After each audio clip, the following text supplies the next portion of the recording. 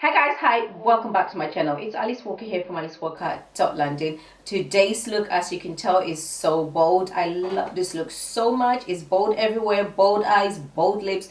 Who says you cannot combine bold eyes with bold lips? Well, I've just done.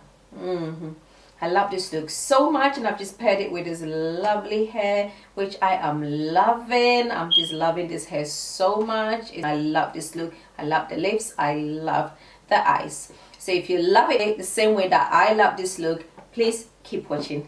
Thank you very much, and please don't forget to hit the subscribe button down below, like, comment, and come be a part of my YouTube family.